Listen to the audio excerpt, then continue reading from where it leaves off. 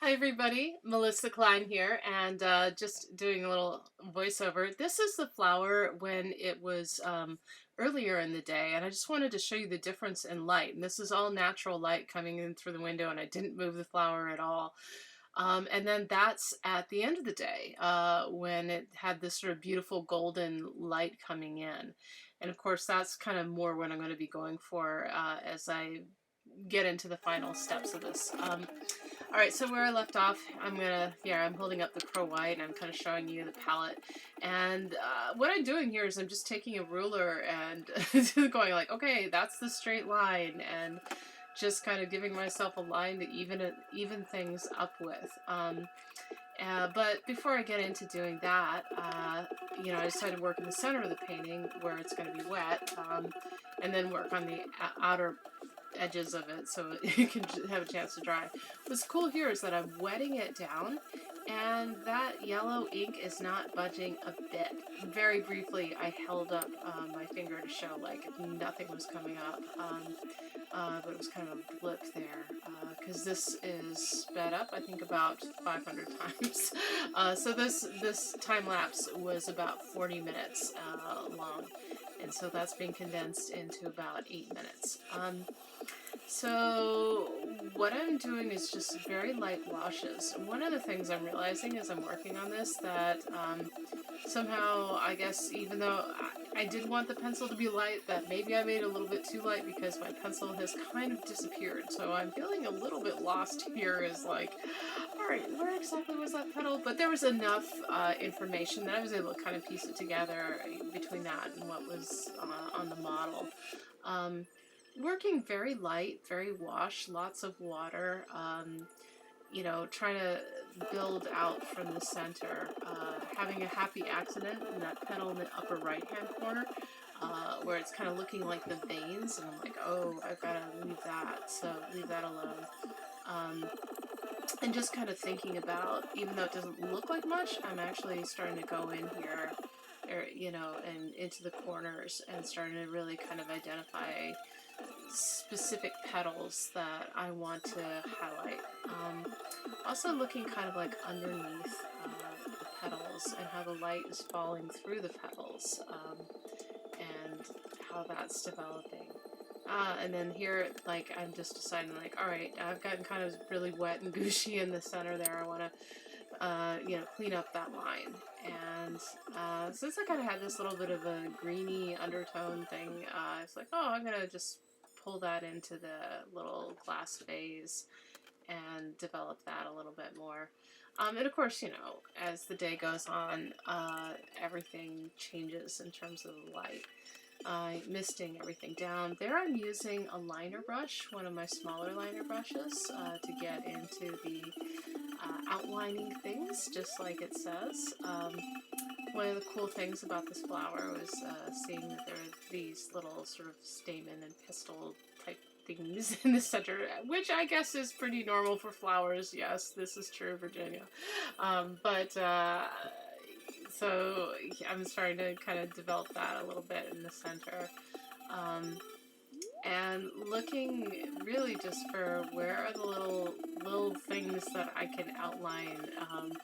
And what's nice about working like this is that if you were to outline the petals and then paint the flowers or the gradients and all that kind of stuff, it's actually a lot harder. And I think even more important than it just simply being harder, like, to me, if something makes it a lot better, then harder is worth it. But if it's just harder and not any, but it's, to me, this is one of those things that's like, not only is it easier, but you get, in my opinion, a better result by doing sort of the wash and the gradient first, and then doing the outlines of the petals. But I will be working a little bit back and forth as this painting develops more. And I'm starting to kind of use different colors in this. So I'm pulling in some watercolor into it. I had kind of a nice sort of a very watered down, washy blue-gray.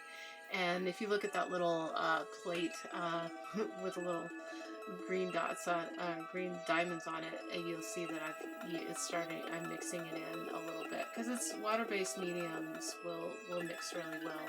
Technically, I could even pull acrylic into that as well if I wanted to. So, but I don't want to. But I haven't known to do that, and it's actually kind of a cool effect and something we can look at more in upcoming classes. And building up the layers from ink to watercolor to gouache to acrylic. I've done that kind of process, and it's very cool. And just finding those little shadows. One of the things too I'm running into, although it's kind of a happy accident, is the light's coming in through the window, so there's more shadows on the left-hand side, which is great because I'm left-handed. And at this point, I'm kind of starting to want to work on the right-hand side of the flower a little bit more, but because everything's getting really wet on the left-hand side and I don't want to drag my hand through it, I'm like, okay, I'm just going to stay away from that a little bit. And there I'm deciding to use just a touch more yellow and pulling it into it. And I think, I remember the time being like, why do I need more yellow? I didn't think I needed more yellow. I don't know. Well, and what had happened was, as we saw in the photographs, or just before this film, that the light had gotten a lot warmer. And so I was just responding to, oh, oh, the light's warmer. Like, I didn't even really I wasn't even really conscious of it. I think I was just reacting to what was going on in front of me. I was just like, oh, that just needs to warm up. It didn't even occur to me. Which is fine, like, I think there's something to be said for not overthinking things too much. Here I'm kind of wishing that I'd done the drawing of the petals a little bit better and studied that a little bit, or maybe they were there more and just got lost in the process of it. One kind of interesting thing that one of my high school art teacher said that as I was painting this, kind of made me think of it, was Picasso used to paint flowers like bullets. And I know what painting, I don't know the name of the painting, but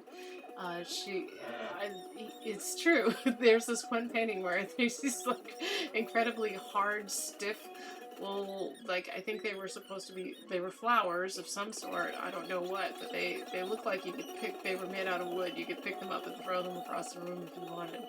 No, that's not the effect I want for this. I want something that has a sense of, lightness and the softness and the beauty of the petals. When I had moments of like, well, if it turns out to be sucky, I'll just say I was painting like Picasso, who could paint like a master when he was, 12 years old. I am no Picasso. I know that. Thank you so much for watching, and I look forward to seeing what you do.